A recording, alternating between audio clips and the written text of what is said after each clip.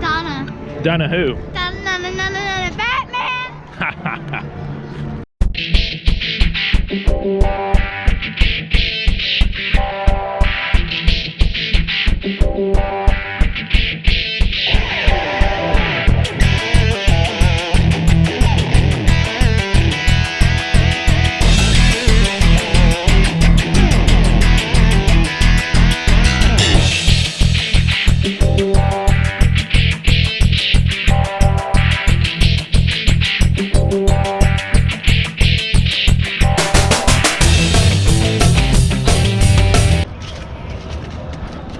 Superman and his pretzel loop. If you go on that, you might poop your pants. Alright, enough messing around. We're going to do the top coaster countdown at Six Flags Over Georgia. And my number one pick might surprise you. Maybe you agree with it. Let's get into this. Number 11, got Dahlonega Mine Train. Definitely not my favorite roller coaster at the park. Obviously, that's why it's number 11. Not a lot going on. You got one good drop at the end. Besides that, it's pretty long and drawn out. Bunch of lift hills that don't really take you anywhere, and it's not the most comfortable trains. Oh yeah, the coaster. When the guy flew out. Where the guy flew out. Oh, jerky.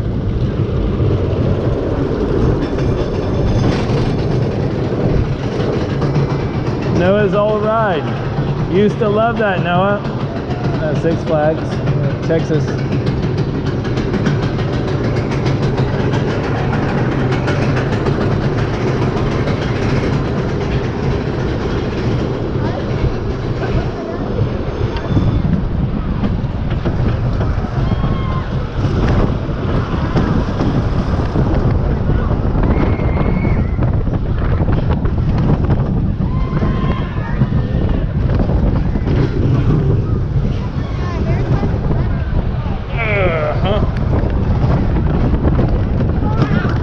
Mommy is not riding this.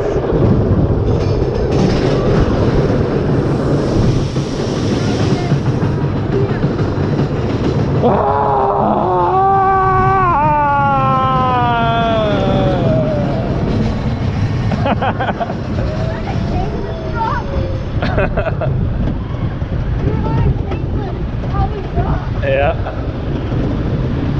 Here we go again.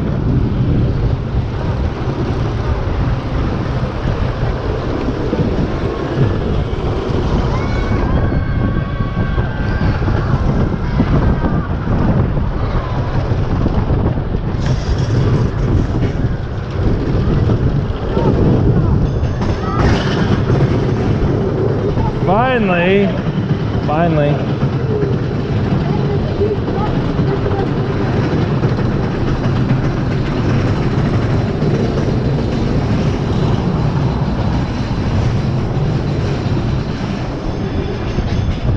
Oh, I got a little speed.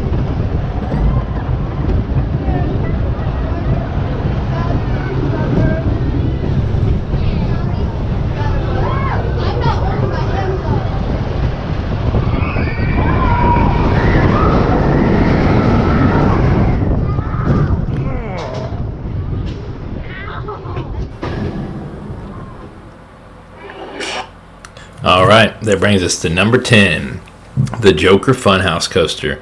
I know this is technically a kid's coaster, but if you ride it, you might change your mind. It's just too short. It's like action-packed, but if you blink, then it's over.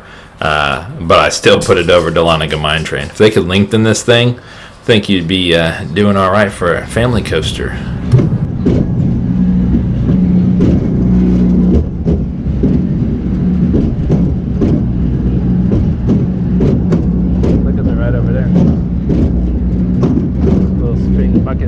Water.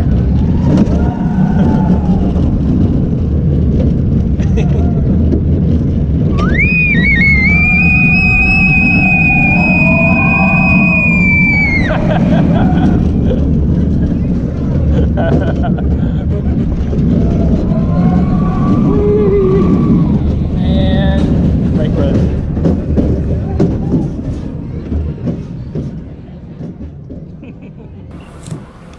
See, I told you it was short. Number 9, the Great American Scream Machine. If you've ever ridden this, you might know why I call it the Great American Pain Machine. But they just retracted it for the 2022 season. Haven't ridden it yet. I'm sure it's so much better. All in all, it's a pretty good coaster if it wasn't so darn rough. Anyway, it's number 9.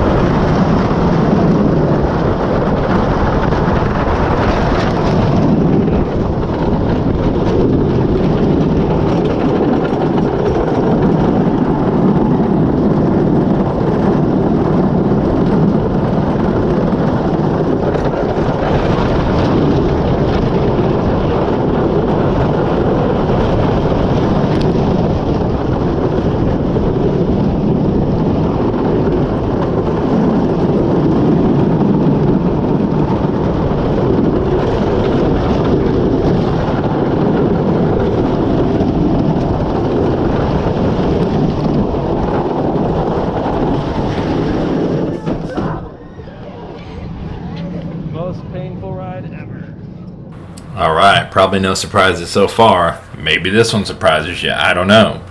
Georgia Scorcher, stand-up coaster at Six Flags Over Georgia. First time I rode this, thought that was pretty fun. It was a little different, standing up. Didn't think too much of it, and then we went to Carowinds, rode Vortex, and my head was getting slammed side to side. Came back to Six Flags Over Georgia, rode this again, was like, man, this thing is so much better than Vortex. Still not as good as the other coasters on this list that are ahead of it, but great coaster for a stand-up. Check it out if you're in the park. Alright, you guys ready? No? Well, too late.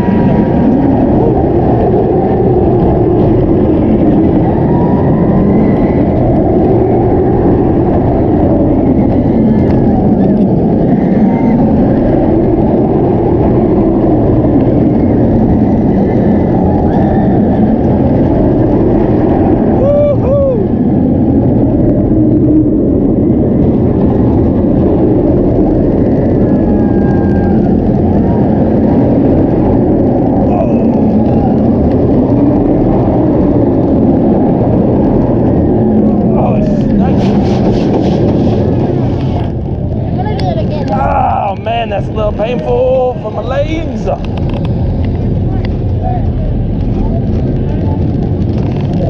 Whoop whoop. Georgia Scorcher, stand-up coaster.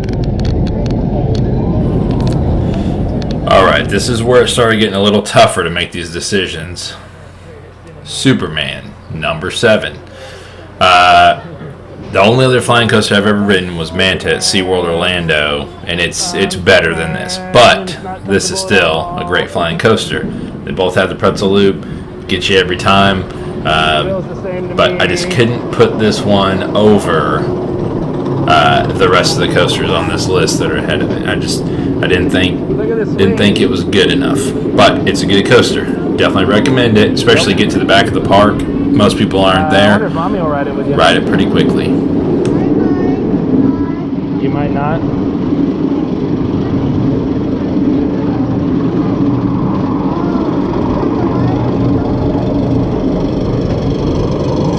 Listen for the click. That's when we get free. No, I didn't hear it click.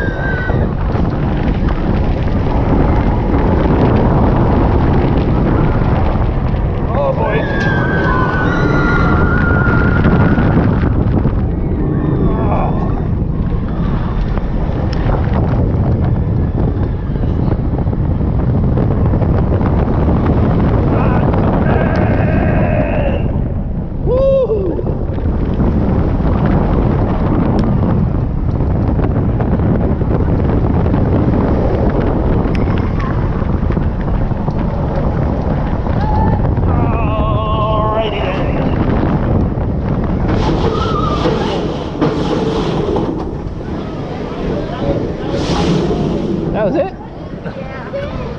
That was super fast.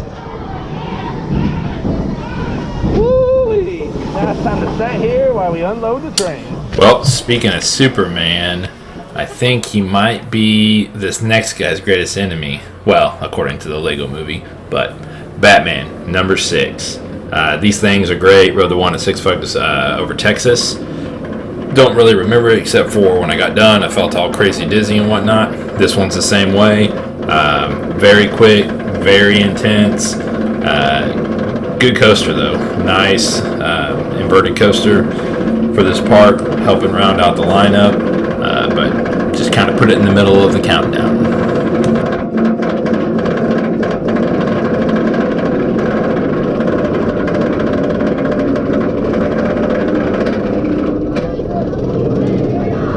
Here we go.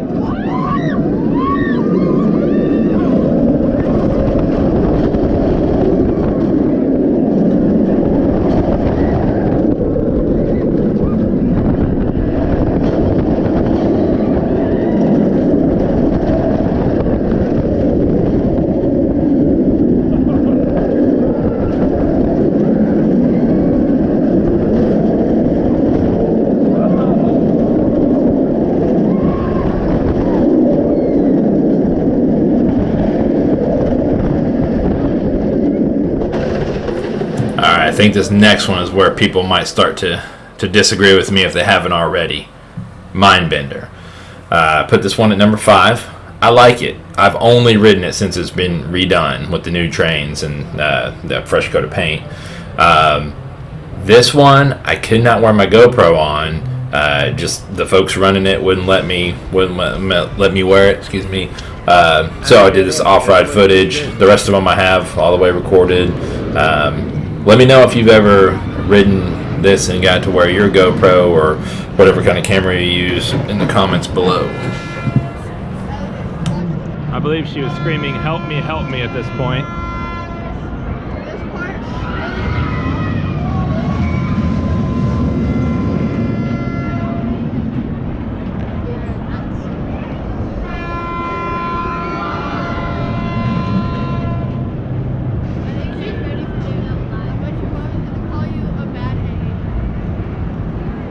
Oh yeah. Huh. All right, here we go, Addie J. Watch. Addie, watch this one.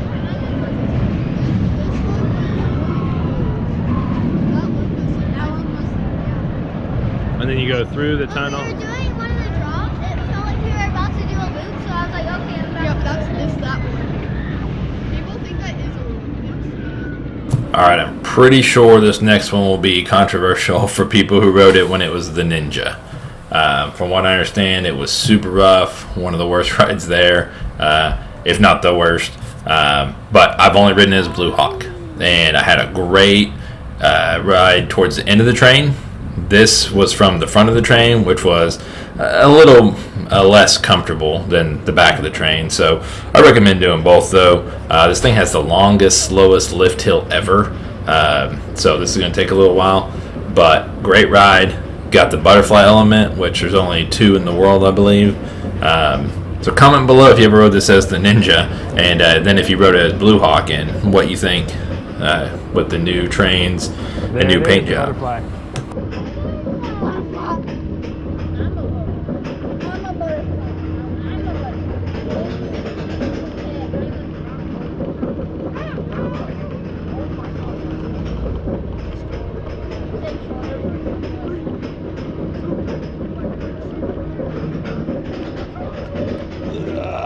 We're here.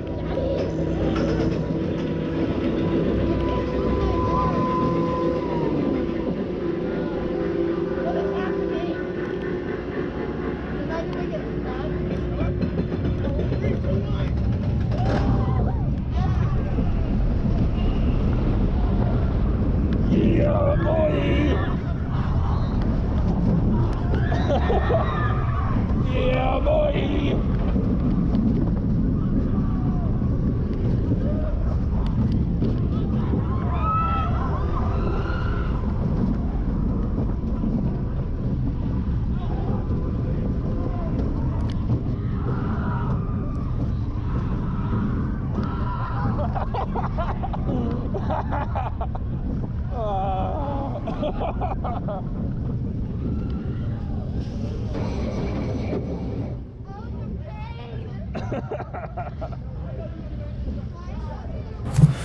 All right, we're getting down to the top three, down to the nitty gritty.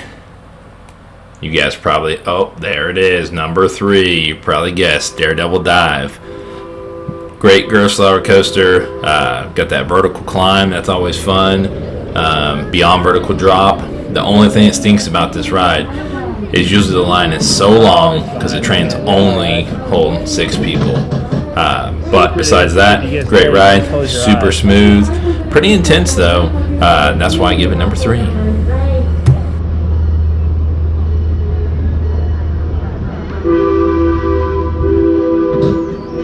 You ever heard of Hollywood Rip Ride Rocket at Universal Studios? It's like this. You go straight up. No big deal. We're almost there already. Then the fun part's gonna start. It's about to be a lot of fun.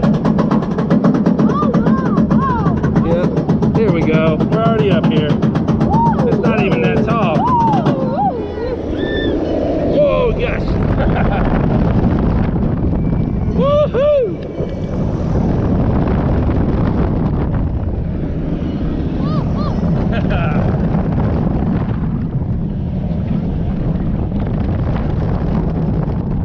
It's so smooth.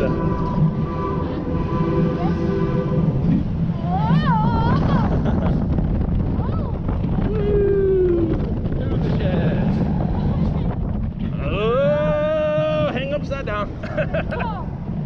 That's how a bat must feel. Alright, if you stuck around to find out what number 1 is, here comes number 2. And I know this is highly debatable. A lot of people, even my own son, disagrees with me here. But I'm going to give it Twisted Cyclone number 2. Great coaster. It's just short. I think if it was super long, we'd be good to go. Like a Steel Vengeance or Iron Gwazi. But it's not. It's super short. Great ejector. I mean, it's just trying to throw you out of the train basically the whole time. But it's just too short, so I had to give it number 2.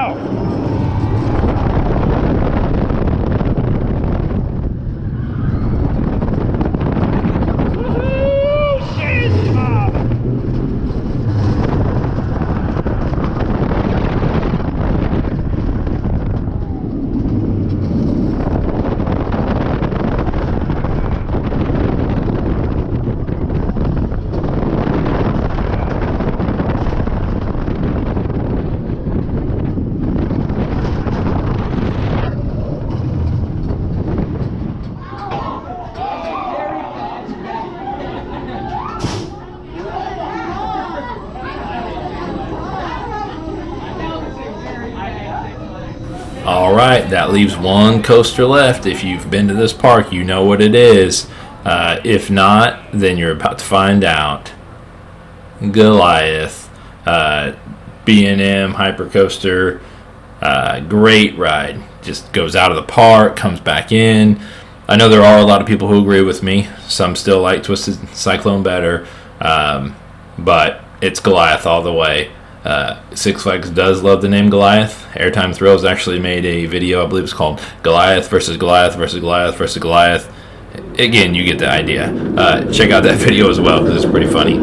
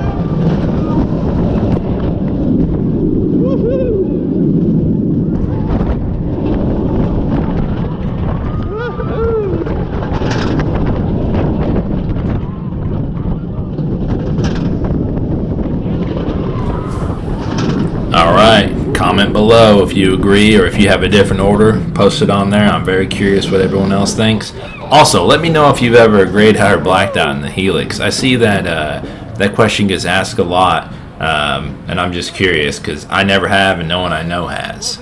Anyway, have a cool day. Peace.